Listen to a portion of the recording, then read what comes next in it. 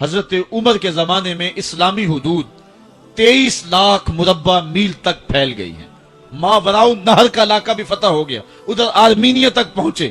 یہ تھوڑے سے عرصے کے اندر عظیمتوں کی کیسی داستان رقم کی. اقبال تڑپ کے کہتا ہے دی ازانے کبھی یورپ کے کلیساؤں میں, کبھی افریقہ کے تپتے ہوئے صحراؤں میں, دشت و دشت دریا بھی نہ چھوڑے ہم نے, بحر ظلمات میں دوڑا دیے گھوڑے ہم نے. حکمران تو وہ تھے لوگوں کی دہلیز پہ امن دینے والے, لوگوں کی چوکھٹ پہ جو ہے وہ نور بانٹنے والے. حضرت عمر جن کو تخت حکومت پہ بیٹھتے تھے, اور ان کا تخت کو سونے زبرجد کا نہیں تھا, مسجد نبوی کی چٹائی تھی, اور سارا دن وہاں بیٹھ کے لوگوں کی باتیں سنتے. اور جب رات کے اندھیرے گہرے ہوتے, عمر بھیس بدل کے مدینے کی گلیوں کا گشت کرتے. کہا تمہارے گھر سے دھواں نکل رہا ہے اور بچے رو رہے ہیں, ان کو کھانا کیوں نہیں دیتی؟ کہنے لگی عمر کی جان کو رو رہی. عمر کے پاؤں تلے سے زمین نکل گئے. کہا کیا ہوا؟ کہا 3 دن سے ہمارے ہاں کھانے کے لیے کچھ نہیں ہے. روزانہ بچے روتے ہیں اور میں ہنڈیا کے اندر پتھر ڈال کر کے نیچے سے آگ ڈالتی رہتی ہوں کہ بچے انتظار کر کر کے سو جائیں گے. کم وقت سو بھی نہیں رہے, اور وہ پتھر پکیں گے بھی کیا, اور میں عمر کی جان کو رو رہی ہوں. حضرت عمر کا کلیجہ دہلنے لگا. فوراً پلٹے واپس بیت المال میں آئے, گھی کا ایک کنستر لیا, آٹے کی بوری لی, مرچ مسالہ جات بہت کچھ اٹھایا, اپنے کندھے پہ رکھا, بوری اپنی کمر پہ لا دی.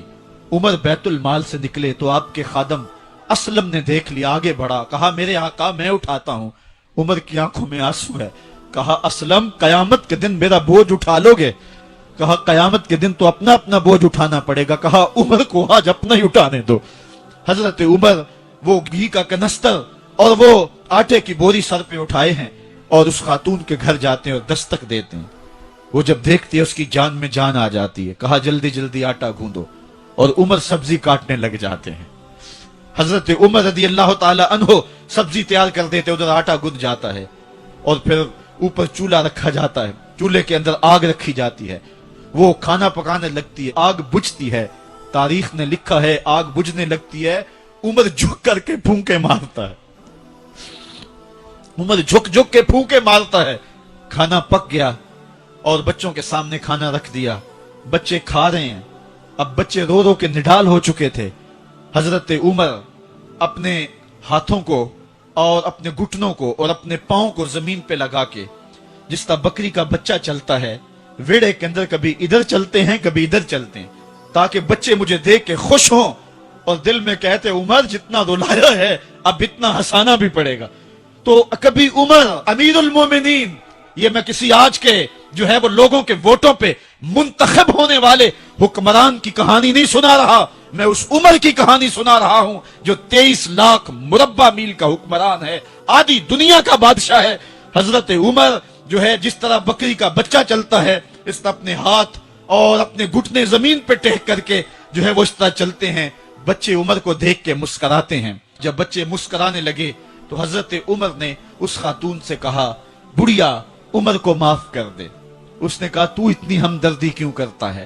کہا عمر بیچارہ بڑا پھنسا ہوا ہے, فکر ہے اس کو یرموک و فسطاط و حلوان کی, جب فتح ہے مصر تو تیاری ہے ایران کی, آتے جاتے وفد سے ملاقات بھی کرتا ہوگا اور شب کو معلوم حالات بھی کرتا ہوگا, کانٹوں میں الجھی ہوئی بیچارے کی جان ہے, نیند اس کو بھی آتی ہے آخر وہ انسان ہے, میری بہن عمر کو معاف کر دے.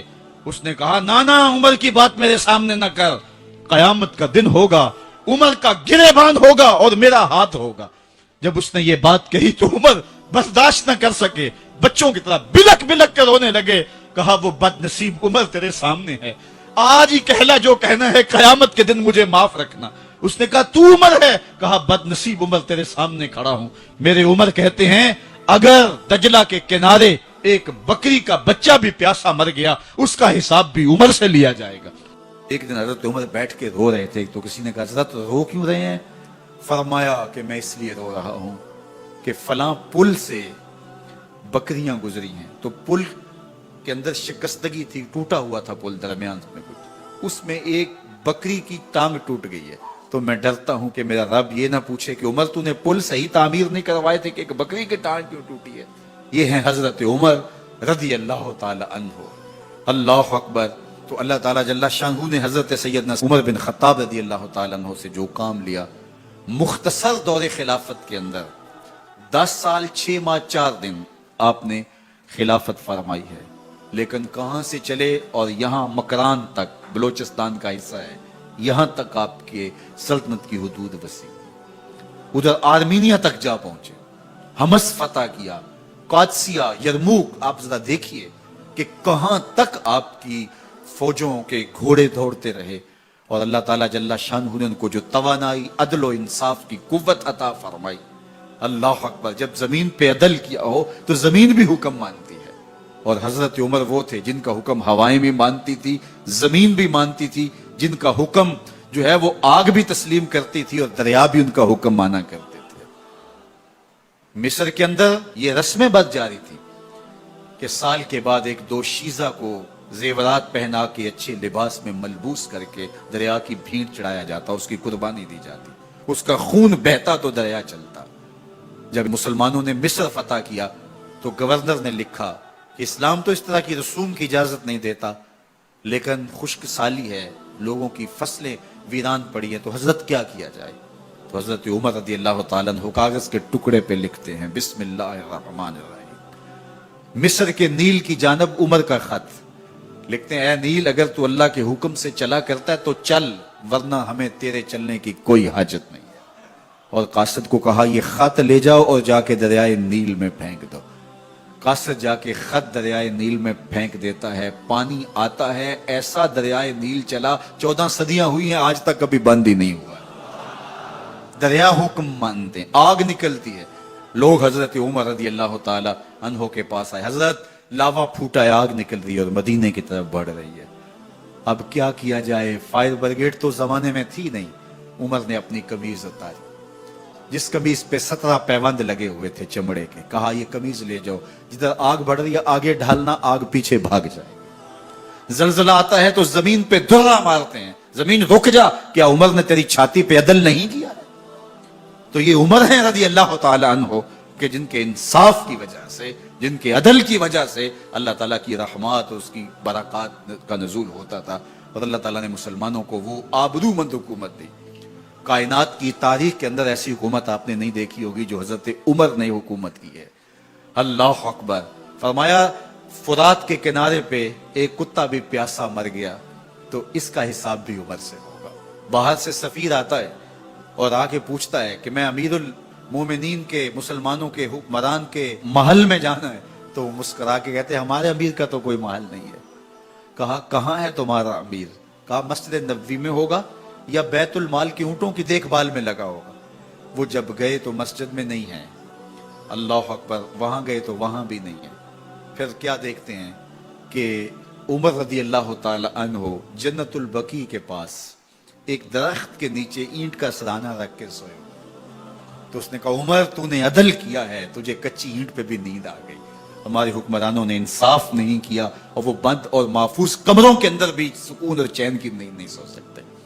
حضرت سیدنا عمر رضی اللہ تعالیٰ عنہ نے اس طرح ان امور سلطنت نبھائے. آپ دن کو لوگوں کی دیکھ بھالی کرتے، لوگوں کی ضروریات سنتے سمجھتے، اور جب رات پڑتی لوگ سو جاتے عمر مدینے کی گلیوں میں پہرا دیتے. کائنات نے کوئی ایسا بھی حکمران دیکھا ہوگا؟ اللہ اکبر. وہ مجاہد جو مختلف محاذات پہ گئے ہوئے ہوتے، ان کے گھروں کی دیکھ بھالی کرتے، ان کی ضروریات کا خیال رکھتے، ان کی آبرو کا پہرا دیتے. راتوں کی تنہائیوں کے اندر حضرت عمر اٹھتے اور جا کے گشت کرتے، چکر لگاتے، دیکھتے کوئی آنکھ پر نم نہ ہو، مفلسی کا کسی گھر میں ماتم نہ ہو. ایک یہودی کا اور ایک منافق کا جھگڑا ہو گیا کسی معاملے میں، ماجرے میں. تو وہ حضور کے پاس مقدمہ لے کے آئے. حضور علیہ السلام نے سنا وہ یہودی حق پہ تھا، رسول کریم نے اس کے حق میں فیصلہ دیا کہ تو سچا ہے، تیرے حق میں فیصلہ ہے. اب وہ جو نام نہاد کلمہ گو تھا اس کو اچھا نہ لگا. اس نے کہا میں کلمہ پڑھتا ہوں اور میرے حق میں فیصلہ نہیں دیا، حالانکہ وہ جھوٹا تھا. اس نے اس یہودی کو کہا حضور کے دربار سے باہر نکل کے کہ میں اس مقدمے کا فیصلہ حضرت عمر سے کروانا ہے. اس کے ذہن میں یہ تھا کہ حضرت عمر کفار کے بارے میں بڑے سخت ہیں اور جب سنیں گے کہ میں مسلمان ہوں اور یہ یہودی ہے تو یہی کافی ہوگا ان کے لیے، اور وہ میرے حق میں فیصلہ دے دیں گے۔ وہ اس یہودی نے کہا ٹھیک ہے مجھے مقبول ہے۔ تو جو سچا آدمی ہوتا ہے اسے ٹینشن کوئی نہیں ہوتی، وہ کہتا ٹھیک ہے اس عدالت میں چلے جاؤ۔ حضرت عمر کے پاس آ گئے، حضرت عمر رضی اللہ تعالیٰ عنہ کو اس نے ساری کہانی سنائی اس منافق نے کہ اس طرح ہوا، اس طرح ہوا، اس طرح ہوا۔ اب یہودی کو ہم تو بھی سنا، اس نے کہا میری ایک ہی بات ہے۔ کہا کیا؟ کہا اس مقدمے کا فیصلہ دربار رسالت سے میرے حق میں ہو چکا ہے۔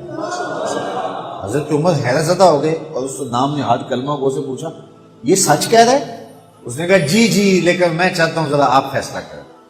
کہا ٹھیک ہے میں کر دیتا ہوں۔ اندر گئے، واپس آئے تو ہاتھ میں تلوار تھی۔ اس منافق کی گردن کاٹتے ہوئے کہا ہاکذا عقدی لمن لم یرض بقضاء اللہ ورسولہ، جو اللہ اور اس کے رسول کا فیصلہ نہیں مانتا عمر کی تلوار اس کا ایسے فیصلہ ہے۔ شور مچ گیا کہ عمر نے ماوراء عدالت قتل کر دیا۔ آج تک کہا جاتا ہے کہ جی قانون کو ہاتھ میں لے لیا، تو عمر نے قتل کر دیا۔ باقاعدہ اس کے رشتہ دار، اعزاء و اقربا وہ حضور کی خدمت میں احتجاجی جلوس لے کر آئے کہ عمر نے ایک مومن کو قتل کر دیا ہے۔ حضور نے فرمایا بلاؤ عمر کو، بات پوچھ لیتے ہیں کیا ہوا۔ حضرت عمر کو بلایا گیا۔ قبل اس سے کہ حضرت عمر پہنچتے جبریل پہلے پہنچ گئے اور یہ آیت نازل ہوئی فلا وربک لا یؤمنون حتی یحکموک فیما شجر بینہم۔ اللہ اکبر۔ اے محبوب مجھے تیرے رب کی قسم، اے محبوب مجھے تیرے رب کی قسم۔ اللہ اکبر۔ یہ نہیں کہا کہ مجھے زمین و آسمان کے رب کی قسم، مجھے عرش کے رب کی قسم، مجھے کعبے کے رب کی قسم، یہ بھی نہیں کہا مجھے میری قسم، کہا مجھے تیرا ہونے کی قسم۔ فلا وربک، مجھے تیرے رب کی قسم، لا یؤمنون حتی یحکموک فیما شجر بینہم، اتنی دیر تک کوئی مومن ہو ہی نہیں سکتا جب تک اپنے مقدموں میں تجھے حاکم نہ مانے، اپنے اختلافات میں، اپنے فیصلوں میں تجھے فیصل نہ مان لے۔ ثم لا یجدوا فی انفسہم حرجا مما قضیت، اور جو آپ محبوب فیصلہ کریں اس کے بارے میں دل میں کوئی میل بھی نہ رکھیں۔ ویسلموا تسلیما، اور جو اس کے تسلیم کرنے کا حق ہے جب تک وہ ادا نہ کر دے، محبوب مجھے تیرے رب کی قسم اتنی دیر تک کوئی مومن ہی نہیں ہو سکتا۔ تو حضرت عمر رضی اللہ تعالیٰ عنہ کا جو لقب فاروق ہے، اس کے بارے میں حضرت علامہ حقی لکھتے ہیں فبذالک سمي فاروق، آپ کو اس وجہ سے بھی فاروق کہا جاتا ہے کہ آپ نے اس طرح جو ہے وہ نکھیڑا کر کے رکھ دیا۔